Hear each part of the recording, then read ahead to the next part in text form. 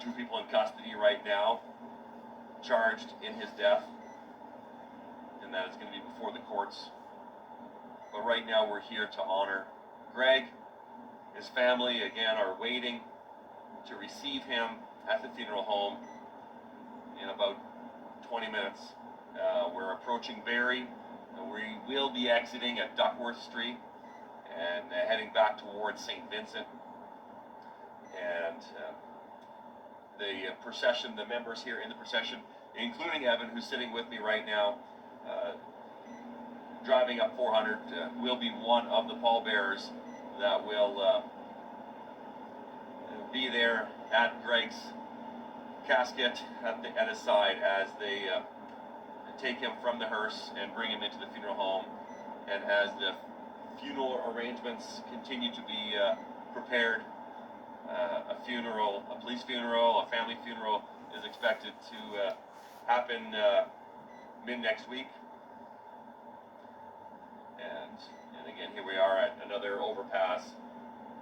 I see all the people standing on the bridge at attention. I hear horns blasting as we're coming south, as people are paying honor and respect to Greg Pierzchala.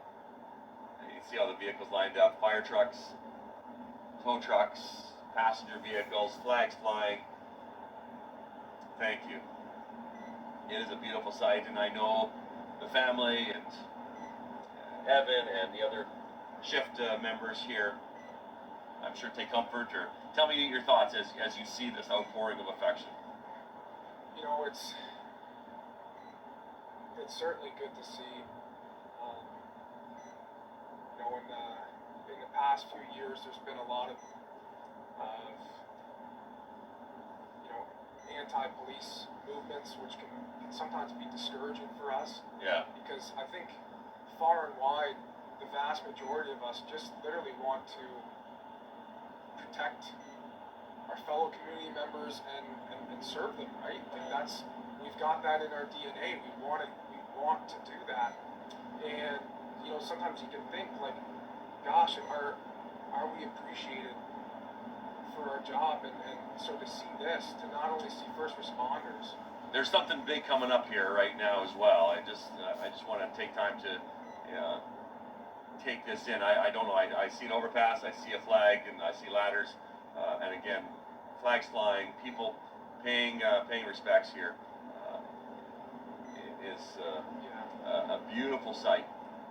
To see members of the public not even involved in first response at all, to see them stopped on the side of the road, literally getting out of their vehicle, you know, saluting at certain times to a fallen officer, like that means the world to us, and I know that means the world to Greg. Yeah. I'm sure it means the world to his family too, and we really do just want to serve, man. Like, that's all we want to do. That's all Greg wanted to do. And so thank you all for your support, for your kind words, for your letters, for flowers that were dropped off at our detachment. You know, for people who didn't even know Greg, that certainly instills some kind of hope for us. And we're eternally grateful for that. Tell me about Greg's family. His mom and dad, I think his dad and brother came in yesterday. Yeah, so his brothers and sisters? He's got, I believe he has two brothers, an older and a younger, and then a younger sister as well. And then of course mom and dad. Yeah. All very Polish. Yeah, all very Polish. You know, Greg gave himself his own nickname of Polish Power. Polish Power. Oh, well, he was a force, you know. He was. And but just good people, you know. Even in the first meeting with them, as difficult of a time that it would be for them, you can. Headline just coming up in Escort Beach Road. Yeah, you get a grasp of the kind of person someone is, and I think especially in our line of work where you deal with every walk of life, every demographic, you kind of get like a sixth sense just by the initial gaze into someone's eyes what kind of person they're like. And you could tell that they were just, you know, loving good people, and the way that Greg spoke of them, about all of his siblings, about his parents, like, I mean, heck, if Greg came from them, they're obviously good, because he was as good as they come, you know, and you're not just born that way, like, you're taught it, you're parented, you're reared from a young age, and it's very obvious that they're just a beautiful group of people. Yeah, and salutes here. Barrie City Police just coming in behind us as well as we enter the city of Barrie. We're just crossing IBR. Again, Greg Pierzchala in the hearse here as we are taking him right now from the coroner's building to the funeral home in Barrie, to his home. And as family are waiting his arrival, which will just be a few more minutes, we enter the city of Barrie, which was where he grew up, where he went to school, where he dreamt about being a police officer. And as he moved through his school years, athleticism as a wrestler, joining the military reserves, and then also moving into a career in law enforcement, becoming a special constable at Queen's Park, working down there for several years, and finally getting the nod, applying to uniform, being an officer. And he took a pay cut from Queen's Park to become a recruit. You know, like he's like that's what I want to do. That's what I want to be.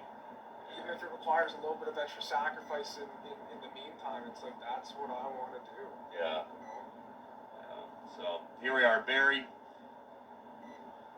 We're entering the city limits of Barrie, and Greg, you're almost home. And a beautiful tribute here as well on the overpass here at McKay Road. Signs that have been posted. Yeah, beautiful.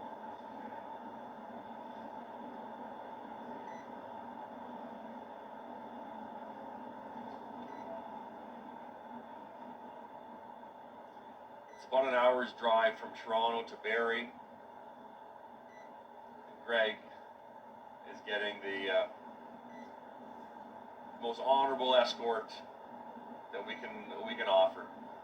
And thank you to everyone in the community that have shown support, expressed condolences. A funeral will be planned for next week. This is certainly a heartbreaking time for the OPP family and law enforcement as a whole, but especially on the Pierzchala family. As family, mom and dad,